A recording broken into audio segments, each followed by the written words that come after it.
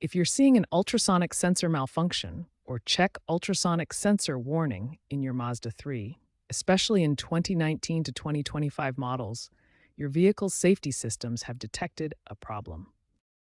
These sensors, typically 4 to 8 in total, are located in your front and rear bumpers. They're crucial components of your parking assist and advanced smart city brake support systems. When this warning appears, your parking assist features and automatic emergency braking system in parking situations may become disabled, affecting your vehicle's safety capabilities. The sensor malfunction can stem from several causes. Let's examine the most common ones. Environmental contamination is the most common cause. Dirt, ice, snow, or debris can block the sensors, preventing them from functioning properly. Electrical problems, such as damaged wiring harnesses, connector corrosion, or voltage irregularities, can also trigger the warning. Physical damage from impacts can affect the sensor housings or their mounting points, leading to malfunction warnings. Software glitches from firmware bugs or calibration errors, as well as natural sensor degradation over time, can also cause these warnings to appear. Understanding these common causes will help you identify the right solution for your specific situation and get your Mazda 3's safety systems working properly again. When your Mazda 3 shows an ultrasonic sensor malfunction warning, follow this systematic troubleshooting approach to identify and resolve the issue. Step 1. Start with a thorough visual inspection.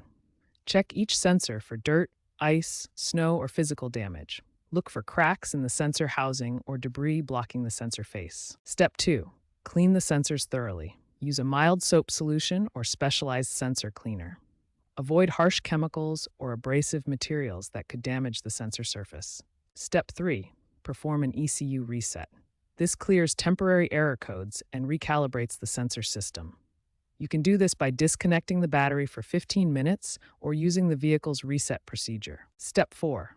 If the problem persists, electrical testing may be necessary. Check voltage and continuity at each sensor connection.